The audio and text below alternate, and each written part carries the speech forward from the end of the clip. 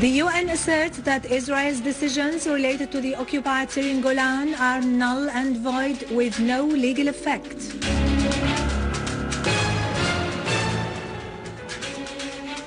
Our armed forces continue to pursue terrorist groups, inflicting on them heavy losses.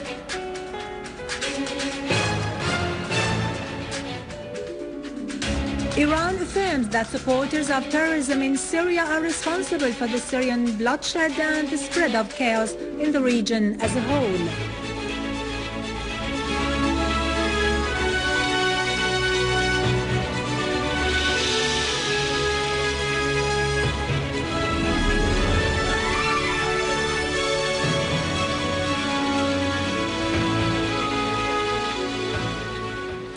Good afternoon, this is Zirado Krikorian with the news in English.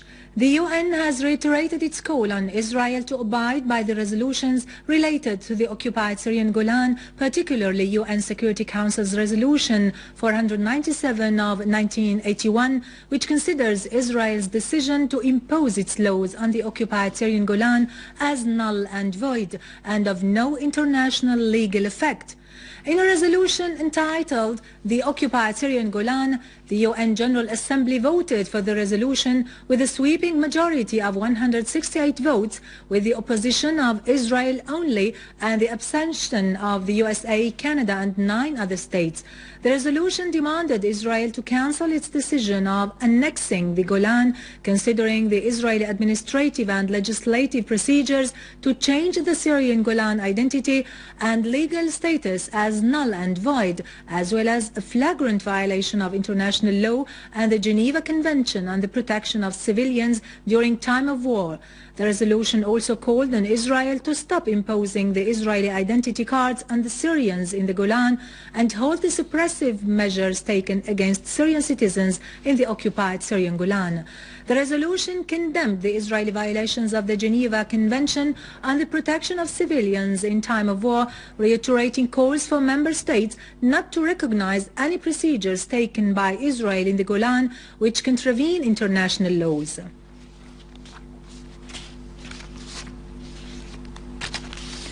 The Russian Foreign Ministry on its part has affirmed that Israel's colonialist policy threatens the prospects of establishing a Palestinian state. The Russian stand followed the Israeli occupation authorities' decision to set up 2,600 new settlement units in occupied Jerusalem.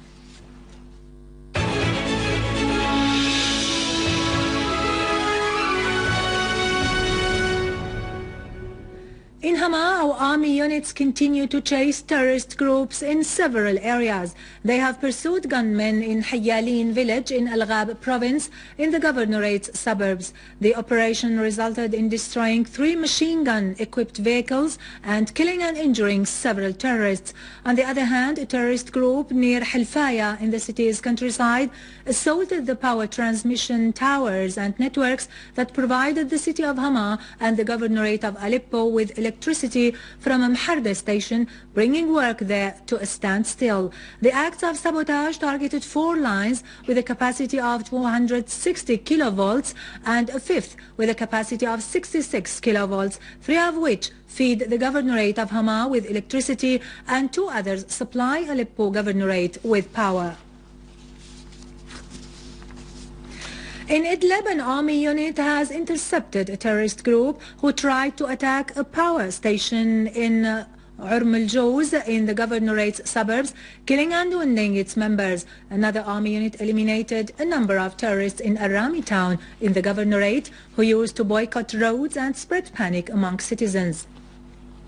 Among the killed terrorists, Ibrahim Abdulrahman al-Naif, Wa'il Bakri, Adnan Muhammad al-Abras and Isa Zainuddin were identified. In Dar'a, an army unit clashed with a terrorist group that tried to attack a law enforcement checkpoint in Al-Mjaymar in the governorate's suburbs, killing some of its members and capturing the others. The unit confiscated the terrorists' weapons that included Israeli-made Lao missiles, machine guns, automatic rifles and ammunition. In Aleppo, the citizens in the Kalassis district organized a demonstration near the Sabhan Mosque calling on the terrorist groups to get out of the district.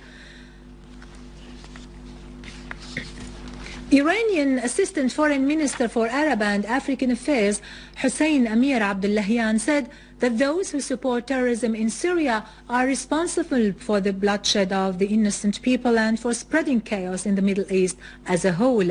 In an interview with Russia Today, Abdullahian said that if some foreign parties stop supporting terrorism in Syria, this would mean that the situation would lean towards peace and stability. He pointed out that Iran and Russia have common point of view towards what's happening in Syria, and they support the political peaceful solution for the crisis through dialogue with the halt of all forms of violence and terrorist acts, as well as halt of foreign intervention in the Syrian internal affairs. The Iranian officials stressed the importance of giving the Syrian people a chance to decide their own future away from any foreign intervention, emphasizing that taking decisions from abroad on behalf of the Syrian people is a kind of confiscating their right of self-determination.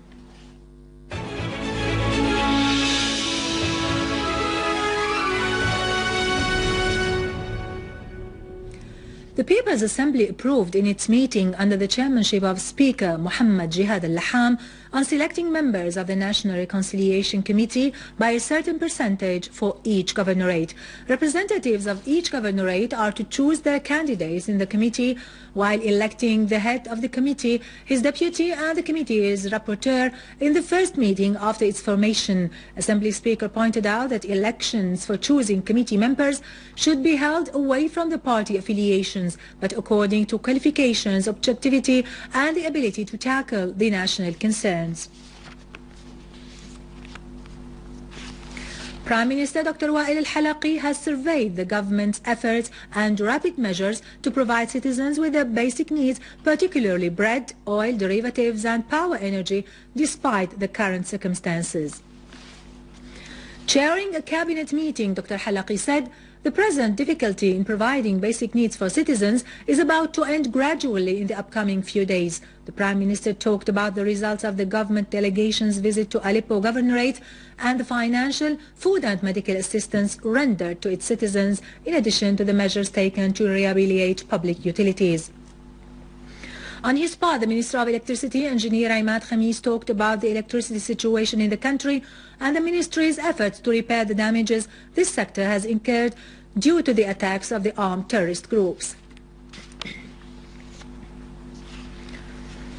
The High Relief Committee discussed the main issues concerning providing shelters for the affected families as a result of the terrorist attacks, especially on Al Yarmouk refugee camp, and providing the basic needs for the displaced citizens. The possibility of issuing a special relief card for all the displaced families was discussed during the meeting with the aim of unifying the relief work in all governorates. The meeting focused on providing medical assistance as soon as possible, as well as the announcement of a national campaign for cleaning to be carried out in coordination with the concerned parties. Providing necessary facilities for more sheltering centers and full coordination between relief parties was also discussed during the meeting.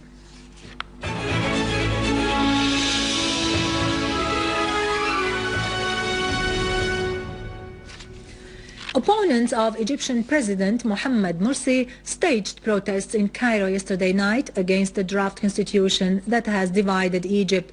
Protesters outside the presidential palace and at Tahrir Square chanted against the referendum on the draft constitution and called on Morsi to leave. The National Salvation Front opposition coalition said there were widespread voting violations last Saturday and called for protests to bring down the invalid draft constitution. The director of the Iraqi president's office announced that the president Jalal Talabani is being treated after suffering from a stroke that caused him to be hospitalized. The source added that he is now better according to the tests. Meanwhile, the director of Medical City Hospital, where the president is being treated, affirmed that the medical team involved has implemented some laboratory tests and X-ray examinations which proved that the president is in a good condition and that his health has improved. With this, we conclude our news bulletin for today. Thank you for watching. For more information about Syria and the region, and to view this bulletin again, you can always visit our website in English, syriaonline.sy. And now over to latest business and market news with Khalid Sakabani after a short break.